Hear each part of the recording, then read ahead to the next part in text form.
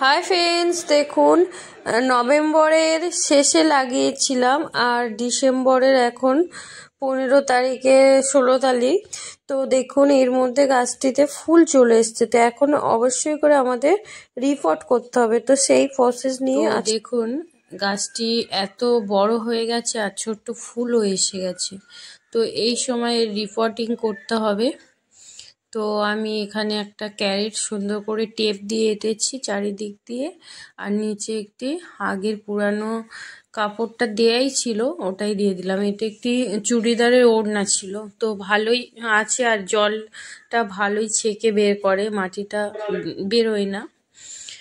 তো চলুন ক্যারেটটা ভরা দেখাই কিভাবে আমরা ক্যারেটটাকে ভরছি। অনেকেই ভাববেন এত বড় ক্যারেটের হয়তো অনেক মাটি লাগবে, কিন্তু না। দেখুন আমি কিছুটা শুকনো পাতা কুড়িয়ে রেখেছিলাম রাস্তার সাইড থেকে, আর এখানে দিয়ে দিচ্ছি আমি কিছুটা লতা গাছ রাস্তার সাইড থেকে আনলাম। দুদিন মতো এটা পড়েছিল, তবে কাঁচা অবস্থায় আছে, এখনো পুরোপুরি শুকায়নি। আশা করি ডিকম্পোস্ট হয়ে যাবে। নিচে শুকনো পাতা আর উপরে এটা কাঁচা, তো এটা থেকে পচে লিকুইড একটা বেরোবে, সেটাতে নিচের শুকনো পাতাটা ডিকম্পোস্ট হবে। আর এখানে আমি কোনো পার্মানেন্ট গাছ দিচ্ছি না, যেহেতু লাউ গাছ, কিছুদিনের মধ্যে আমি আবার এই মাটিটাকে রিইউজ করতে পারবো।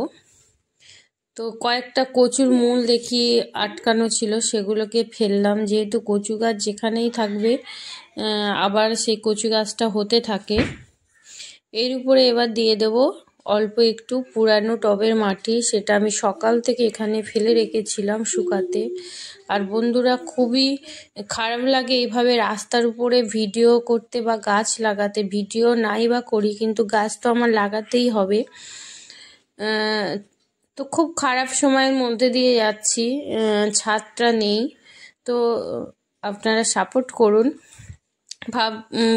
যারা গাছপ্রেমী তারা তো ভাবতেই পাচ্ছেন বা বুঝতেই পাচ্ছেন গাছের প্রতি কতটা ভালোবাসা থাকলে এই কাণ্ডগুলো করা যায় রাস্তায় দাঁড়িয়ে। তো দেখুন বন্ধুরা, এবার এখানে মাটি দেওয়ার পরে আমি কিছুটা শুকনো এগ যেগুলো ভাজা হয় কাঁচা অবস্থায় ভেঙে, সেই এগগুলো ধুয়ে শুকিয়ে রেখেছিলাম, সেই শুকনো খোসাগুলো ক্রাশ করে দিয়ে দিলাম। আর এখানে দিচ্ছি কিছুটা শুটকি মাছ। শুটকি মাছের মাথার আর লেজের যে অংশগুলো সেটা দিয়ে দিচ্ছি। এই শুটকি মাছটা কিন্তু খুব হেলদি, যেমন আমাদের শরীরের জন্য তেমনই গাছের জন্য। আর কিছুটা কিচেন কম্পোস্ট, আর এটা আমি বাজারে গিয়েছিলাম, পেঁয়াজের খোসা এনেছিলাম, সেই পেঁয়াজের খোসাটা দিয়ে দিচ্ছি এখানে। তো সব কিছু দেওয়ার পরে আবার আমি এখানে এক লেয়ার দেব মাটি। দেখুন, আর গাছটি একটা ছোট্ট গ্রো ব্যাগের মধ্যে এত সুন্দর গ্রোথ হয়েছে, আর গ্রো ব্যাগটা কিন্তু পুরো মাটি ছিল না। আর সবজির খোসার মধ্যে কিন্তু এই সবজি চাষ খুব ভালো হয়, মাটিরও দরকার হয় না। দেখুন আমি এটাকে আস্তে আস্তে খুব সাবধানে বের করছি, আর শিকড়ে পুরো ভরে গেছে গাছটি। আর দুটি কাঠি দিয়ে আমি আটকেছিলাম, এটাকে কি কাঠি বলে জানা নেই, এটা আমি 10-12 দোকান থেকে এনেছি। তো ওই কাঠিগুলো কিন্তু খুব শক্তও হয় না, ফুটুস করে ভেঙেও যায়। তো ওটা দিয়েই আপাতত কাজ চালাচ্ছি। আর দিয়ে দিচ্ছি একদম পিওর গোবরের সার, যেটা কাউডাং বলে, ওটা গোবর ছিল। এটা প্রায় 1 বছরের পুরানো। এই গোবরটা আমি দিয়ে দিচ্ছি, আমার বস্তায় ভরা থাকে, সেটাকেই আমি গুঁড়া করে রৌদ্রে শুকিয়ে নিয়ে গাছের গোড়ায় দিয়ে দিলাম। এটা দিয়ে দিলাম প্রায় 1 কেজির মতো।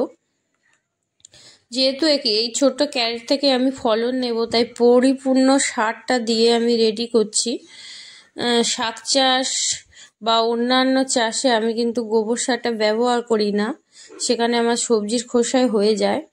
তো এখানে আমি 1 কিলোর মতো গোবর সার দিলাম, আর পরে আস্তে আস্তে আমি বেগুন সবজির খোসা দিতে থাকবো।